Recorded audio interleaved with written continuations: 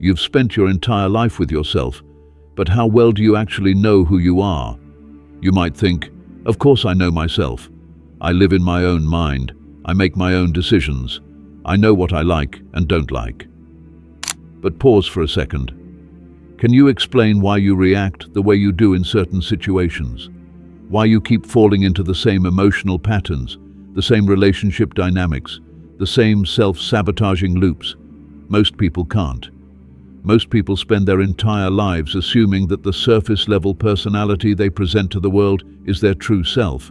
But here's the unsettling truth. Most of who you are is hidden from you. And until you go looking for it, you'll stay a mystery to yourself. You'll keep confusing familiarity with self-knowledge, and you'll wonder why things feel off, even when everything looks fine on the outside.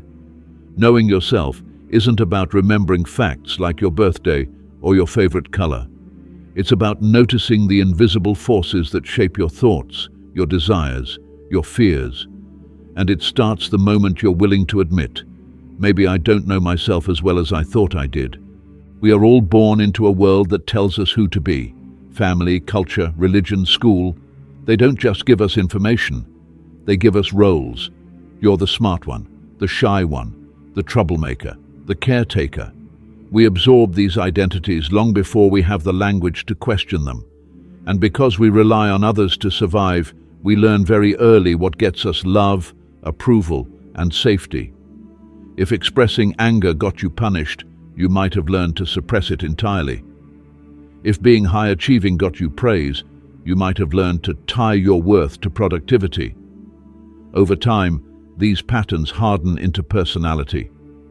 But the danger is that you start thinking this is you, that your coping strategies, your defenses, your curated identity, that they are your essence, when in reality, they're adaptations, clever ones, necessary ones, but not the whole truth. So many people grow up and feel a sense of emptiness or confusion, not because something is missing, but because something is buried. Something got edited out in the process of becoming acceptable. And unless we choose to go back and find those lost parts, we'll keep living someone else's idea of who we should be. Think about it this way. If you've always been the person who keeps the peace, who avoids conflict, who anticipates others' needs before they're spoken, where did that come from? Was it truly your nature? Or was it a strategy you developed in a home where conflict felt dangerous? If you've always needed to be the best, was that drive coming from a deep love of growth and excellence, or from the belief that you had to prove your worth to be loved? These are not just small personality quirks. These are survival strategies that run so deep, we mistake them for identity. And that's what makes the process of self-knowledge so confronting.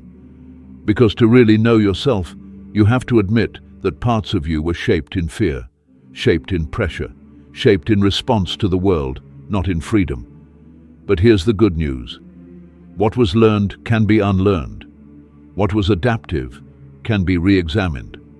And underneath the strategies lies something much more real, your actual self. Not the one built for performance, the one built for wholeness. Now let's go even deeper. Imagine that your personality is like the front room of a house. It's where guests come in. Everything is neat. It's decorated just right. That's your conscious self. It's what you show the world, and often what you think you are. But behind that room, there's a hallway leading to many other rooms. Some are dimly lit. Some are locked. Some are full of memories you've forgotten, impulses you've denied, dreams you've abandoned.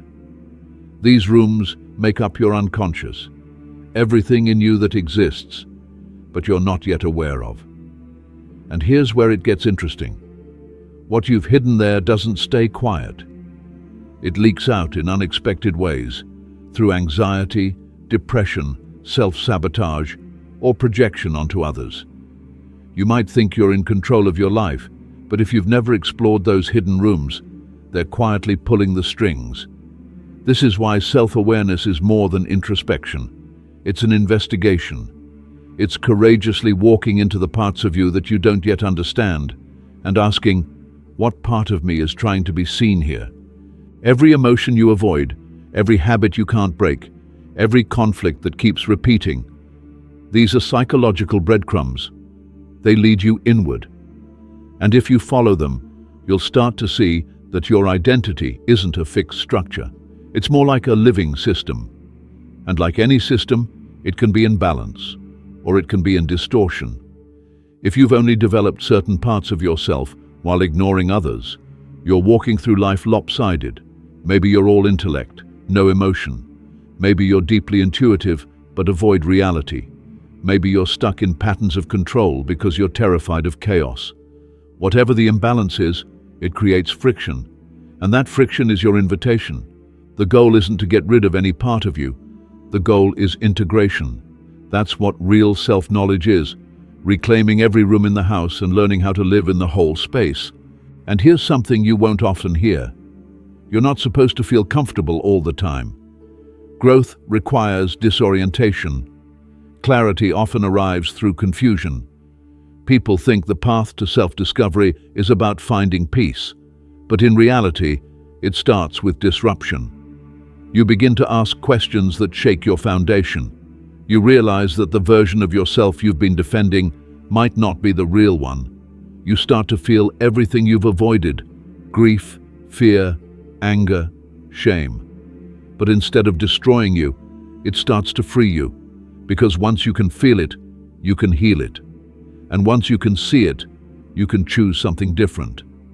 The psychology of knowing yourself is not about becoming someone else. It's about becoming whole. That means meeting every part of you with curiosity, not judgment. It means asking not just who am I, but who was I before the world told me who to be? It means waking up from the autopilot of your conditioned self and stepping into the deeper truth that was there all along, waiting for you to remember. There's a voice in your head and it's always talking. It critiques, compares, doubts, worries, mocks. It tells you you're not doing enough, not being enough, not good enough. You try to ignore it. You tell yourself to be more positive, more confident, to just stop overthinking. But the voice doesn't go away. That's because this voice, the inner critic, is not just some random mental chatter. It's a deeply embedded psychological structure. And it's not actually you. It's a part of you that was formed to keep you safe.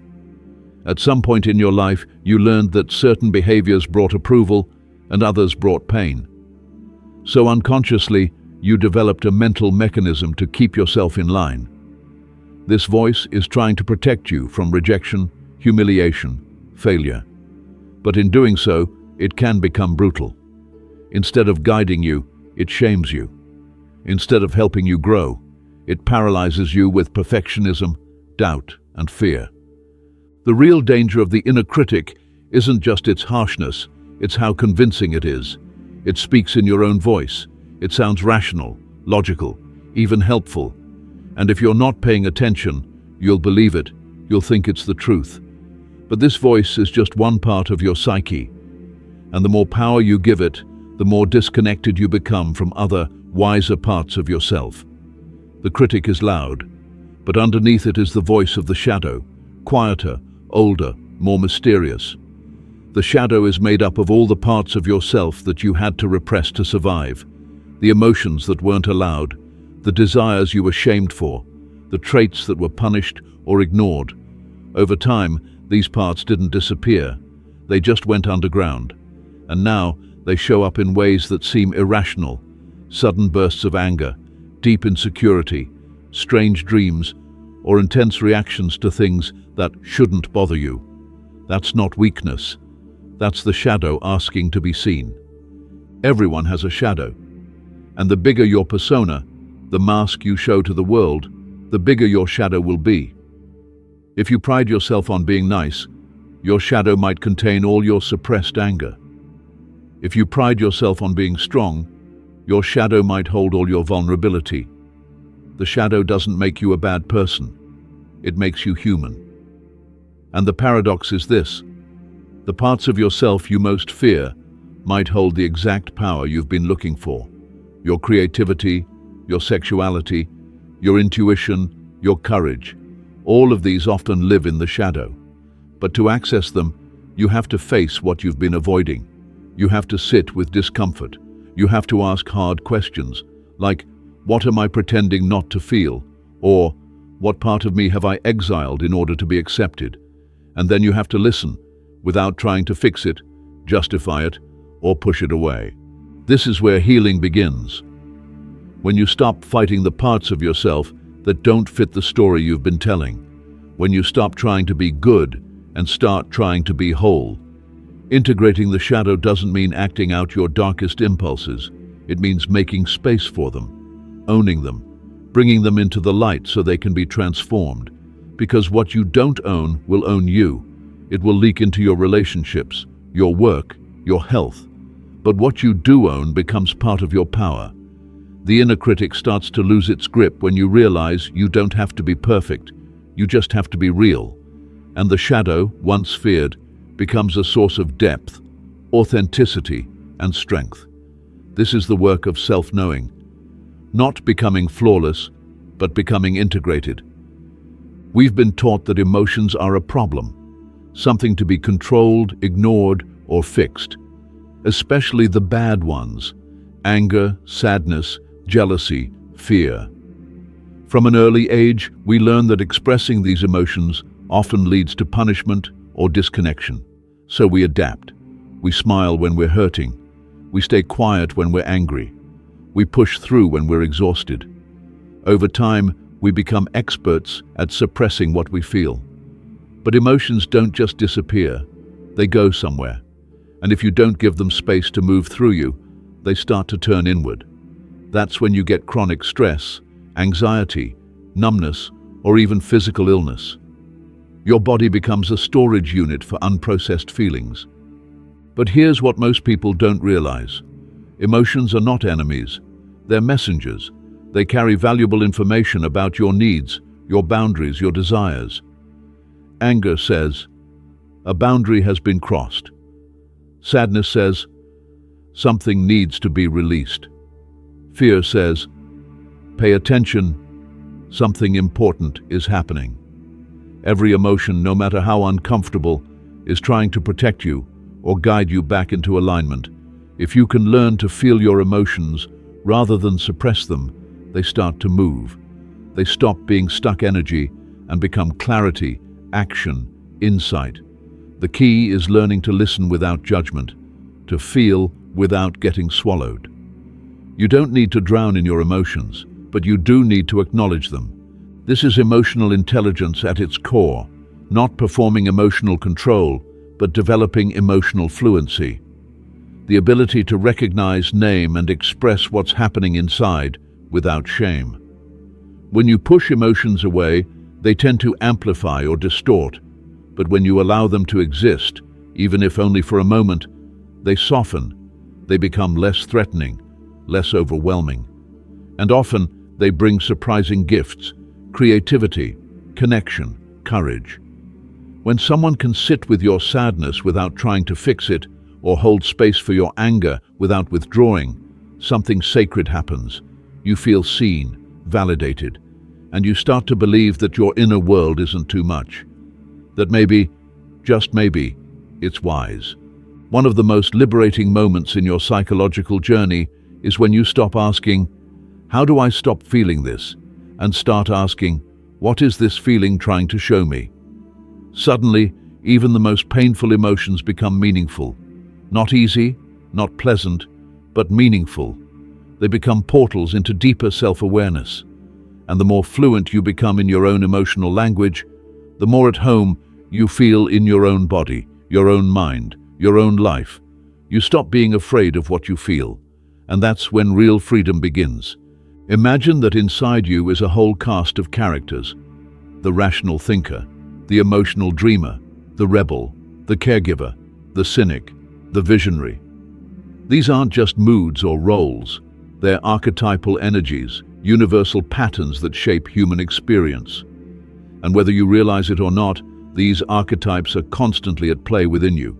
Sometimes they support each other, sometimes they compete, but they are all part of your inner system. The problem is, most of us are only familiar with one or two. We lean heavily on the parts that got us approval growing up and exile the rest. But the parts you suppress don't disappear. They get louder. They start acting out in ways that feel irrational, impulsive, or overwhelming.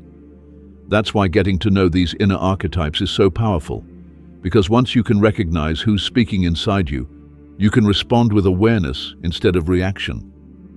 Take the hero archetype, for example. It's the part of you that wants to achieve, to overcome, to grow. It's vital, but if it dominates, it can turn into burnout, perfectionism, or savior complexes. Then there's the child archetype, playful, creative, spontaneous. But if neglected, it becomes needy, immature, resistant to commitment. The trickster breaks rules, questions authority, flips everything upside down. It can be a source of innovation or chaos. The parent archetype nurtures, protects, teaches, but when out of balance, it can become controlling or self-sacrificing to a fault. These are not good or bad parts of you. They are essential, but they need to be in dialogue, not at war. When you find yourself stuck in a behavior that doesn't make sense, procrastinating, people-pleasing, overreacting, it's often because one archetype has hijacked the system. Maybe the trickster is sabotaging your goals. Maybe the wounded child is running the show. Maybe the inner critic has fused with the hero and won't let you rest. The key is not to silence these voices, but to get curious. Ask yourself, what part of me is activated right now? What is it trying to protect me from? What does it need? This is how you create inner leadership, not by exiling certain parts of yourself, but by learning to hear them, understand them, and guide them. The more familiar you become with these internal energies, the more you begin to see them in others. You stop reacting to people's surface behaviors and start recognizing the archetype behind the mask. You realize that someone's aggression might be their wounded protector, that someone's detachment might be their overwhelmed inner child. This kind of insight creates compassion, not just for others, but for yourself. Because you start to see that every part of you, no matter how chaotic or confusing, is trying to help you survive. Ultimately, the goal isn't to become one perfect version of yourself. It's to become fluent in all the languages your psyche speaks, to know when to call on the hero, when to let the child play, when to let the parent rest, when to listen to the trickster's questions. It's about becoming the conductor of your own inner orchestra. That's the art of knowing yourself, not becoming one thing, but learning to hold all the parts of you in conscious harmony. Every day, whether you realize it or not, you put on a mask. Maybe it's the professional mask, the one that makes you appear confident, composed, capable, even if you're exhausted or filled with doubt. Maybe it's the friendly mask, the agreeable one, the one that hides your irritation to keep things smooth. Or maybe it's the strong mask, the one that never asks for help, never cries, never lets anything break through the armor. We all do this. It's not fake.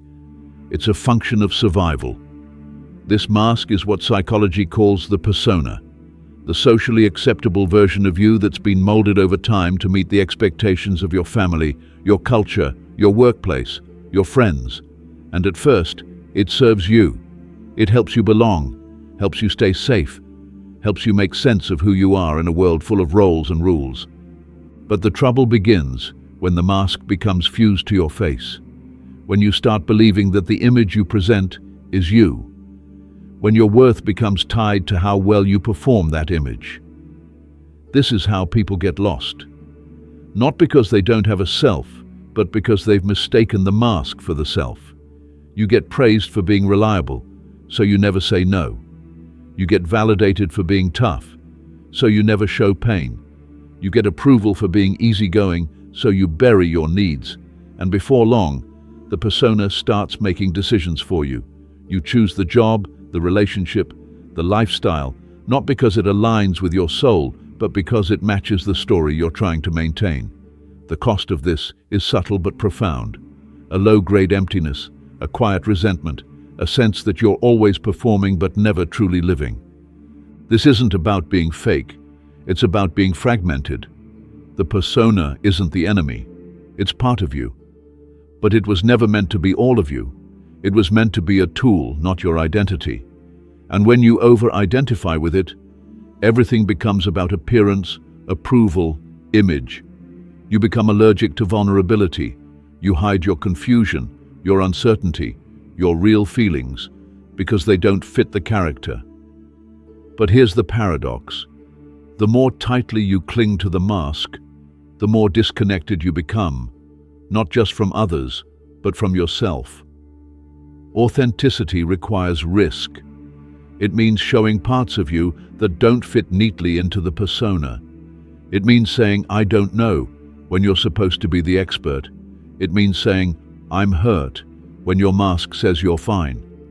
And that's terrifying, because when you've spent years being rewarded for the performance, dropping the act can feel like disappearing.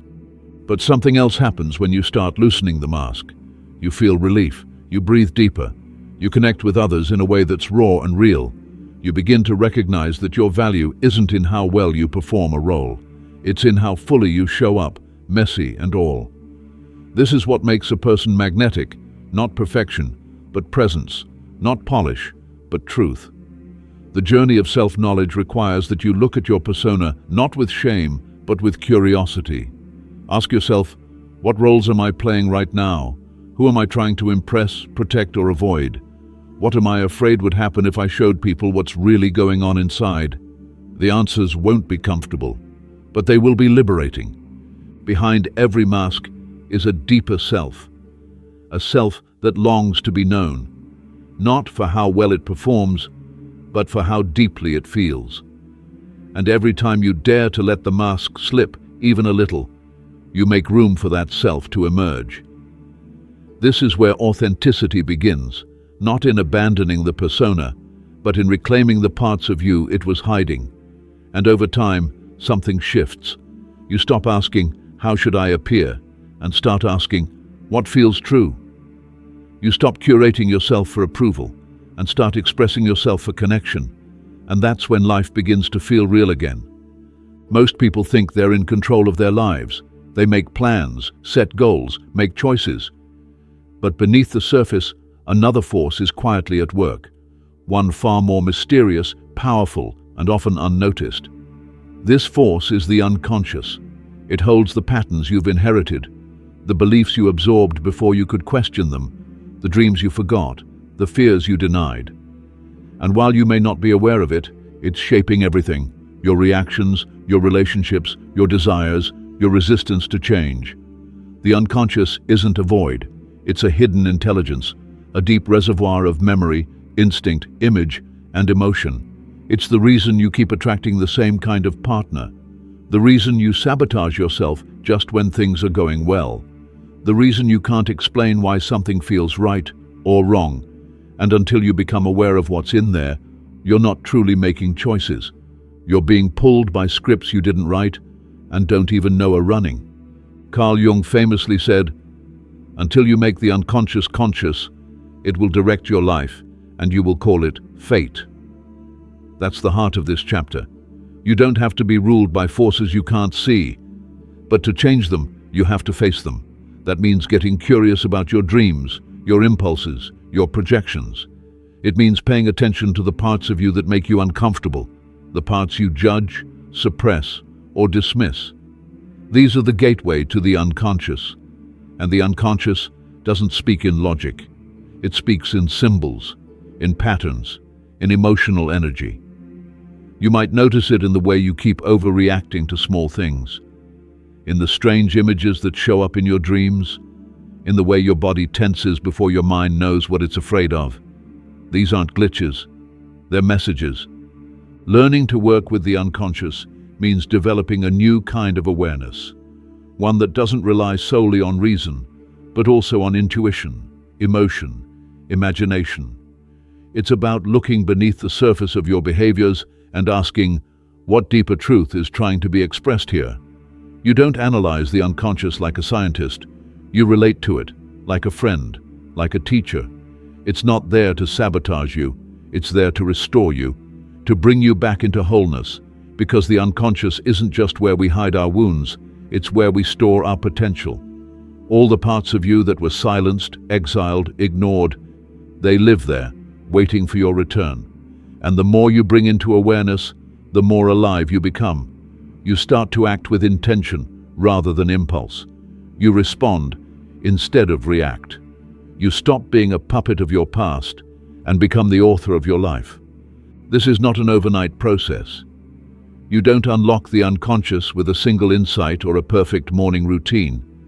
It unfolds slowly, through honesty, through reflection, through the willingness to be uncomfortable. But each time you bring a piece of yourself out of the dark and into the light, you become more grounded, more real, more you. And the paradox is, the more conscious you become, the more you realize how much of you is still unknown. But instead of fearing that mystery, you begin to welcome it. You start to live with a sense of depth, with reverence for the vastness inside you. You stop seeking certainty and start seeking meaning. You realize that knowing yourself isn't about having all the answers. It's about having the courage to keep asking better questions. And the unconscious, far from being a problem to solve, becomes your greatest ally in that quest. There's a moment in every person's life, sometimes quiet, sometimes brought on by crisis, when the old way of being starts to crack.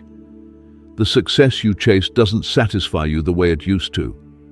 The roles you've played start to feel tight, like clothes that no longer fit. You may still look the same on the outside, but inside, something is shifting, something is waking up. You begin to ask questions that you never asked before. Who am I really? What have I been chasing?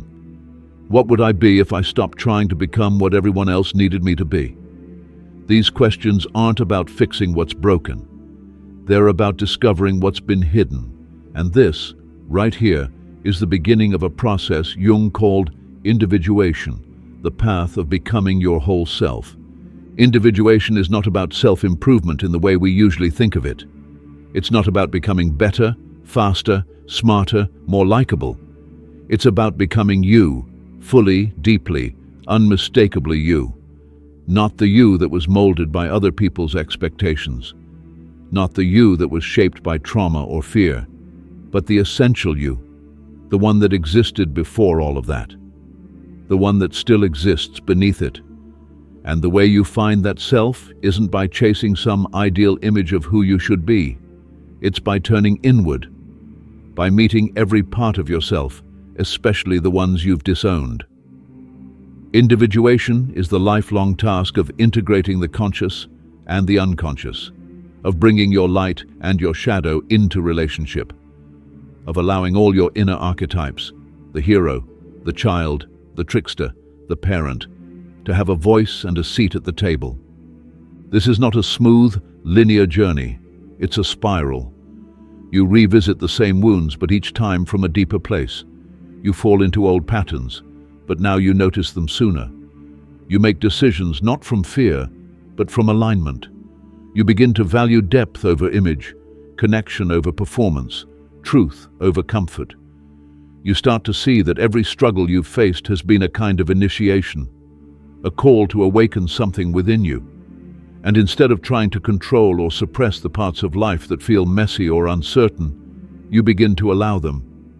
You start to trust that even your chaos has intelligence.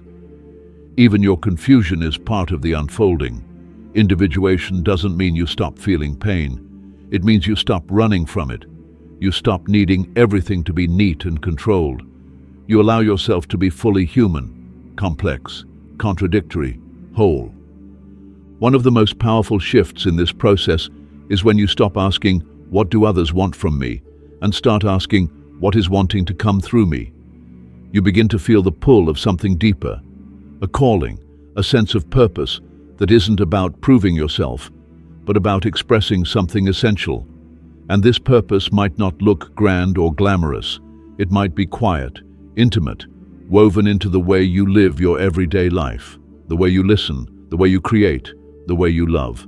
But it feels true, and truth has a frequency that nothing else can replace. In the world we live in, we are often taught to seek identity through consumption, achievement, image. But individuation is different. It's not about adding more. It's about stripping away what's false. It's about becoming so deeply rooted in your own inner truth that nothing external can define or destabilize you. It's a path of integrity, and it requires courage. The courage to be misunderstood, to walk away from what no longer serves you, to step into a version of yourself that no one else can model for you, because it has never existed before. That's what makes it sacred. You are not here to copy anyone. You are here to remember who you are. And just when you think you've arrived, you realize the journey is still unfolding. Because knowing yourself isn't a destination. It's a dance, a conversation, a becoming. And every layer you peel back reveals another layer beneath it. Not to overwhelm you, but to remind you how vast and alive you really are. The idea that you'll one day fully arrive at knowing yourself is a beautiful myth. But the reality is even more powerful. Self-knowledge is a lifelong unfolding. You are not a static being. You are a living process. You are breath, rhythm, change. And just when you think you've figured yourself out, life throws something new at you. A relationship, a loss, a creative calling, a health scare. And suddenly you're invited to know yourself in a deeper, more raw, more honest way. This is the beauty of the inner journey. It never truly ends. There is always more to uncover, more to integrate, more to express. What begins as a quest to find yourself eventually becomes something quieter and more mature. You no longer seek identity in labels or achievements. You stop chasing external validation. Instead, you begin to cultivate something deeper, self-trust. The kind of trust that doesn't need constant reassurance. The kind that can sit in silence and still feel whole. The kind that knows you're not defined by your past or your mistakes, but by your capacity to keep returning to yourself again and again.